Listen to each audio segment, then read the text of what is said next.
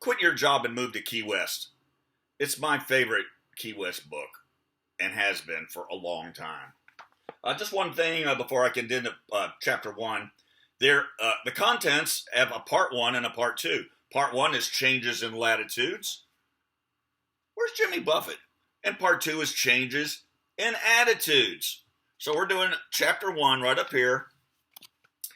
Paradise City, a story from hell. There's a little picture before I get into the story. These are all pretty short.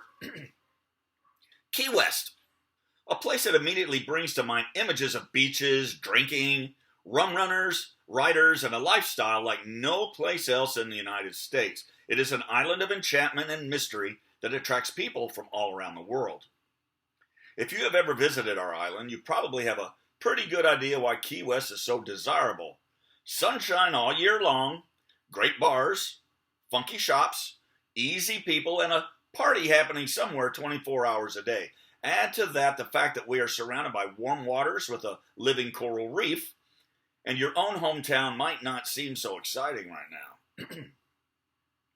A guy, we'll call him Jeffrey, died in a car accident with his friends and went to heaven. Upon arriving, he began to explore and found it to be a pretty nice place. White, fluffy clouds all about, angels playing their harps, Jesus doing magic tricks, and Moses separating oceans. He ran into some distant relatives and family members, even his childhood dog. But after a while, Jeffrey began to grow bored and decided to have a word with God. Hey God, Jeffrey began, it's really nice up here and it's been great seeing some familiar faces, but I really miss the friends I died with and I can't seem to find them anywhere. God pulled out a large book, turned a few pages, and spoke. It seems all your friends are in hell. You are the only one who made it to heaven. Well, this did not make Jeffrey happy. He scratched his head, thought for a second, and after weighing his options, asked God if he could go to hell for a visit. Though it was a strange request, God issued him a weekend pass. Go on, son, have a good time. Jeffrey smiled as he packed his bags. Unsure what to expect in hell, Jeffrey was amazed at what he saw. Sandy beaches, free booze, loose women. His friends were so happy to see him, they dropped what they were doing and took him on a bender through hell, drinking, boating, gambling, and chasing the ladies. Jeffrey had the time of his life. Afterlife, that is. Arriving back in heaven, bleary-eyed and worn out, Jeffrey walked among the fluffy clouds, watching the other heavenites go about their daily activities. How boring, he thought. They have so much more fun in hell. Again, he decided to talk to God. Hey, God? Jeffrey called. Yeah, hello, Jeffrey. Did you have a good time in hell with your friends? Jeffrey nodded his head. It was amazing. I had so much fun, and it is such a cool place. I think I want to move there. God assured him this could be arranged, but warned that once he had left heaven, he would be unable to return. Jeffrey thought for a moment and replied, No offense, but I don't really want to come back here. Everything here is boring. I want excitement, and I want to be with my friends.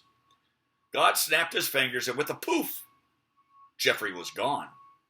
Ouch! He yelled. What's going on? He opened his eyes to see fire and brimstone. Satan stood above him, poking him with a pitchfork, and his friend stood chained beside him, carrying lumps of flaming hot coals. Jeffrey looked at the devil in desperation, asking, What happened?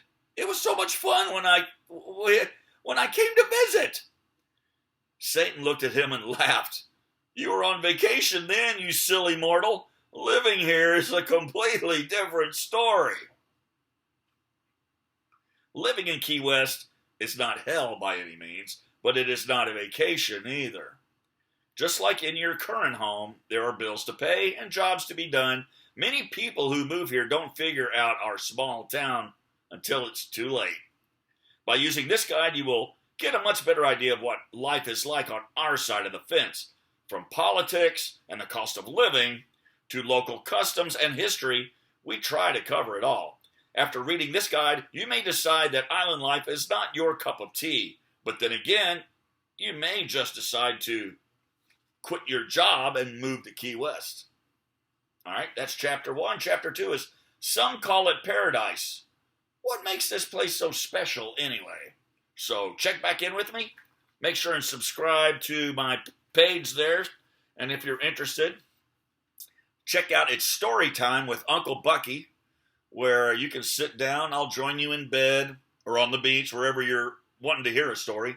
And it's like an old weird uncle reading you books. I do the classics. I do children's books. I do scary ones. You'll enjoy it. The first 3 are Tarzan of the Apes, To Kill a Mockingbird, and the one I just finished is Treasure Island. So there's the first 3, and I'll be soon getting into many, many more. It's Story Time with Uncle Bucky. In the meantime, come back here and we can check out Chapter 2, Quit Your Job and Move to Key West by David Sloan and Chris Schultz, 2 of my friends.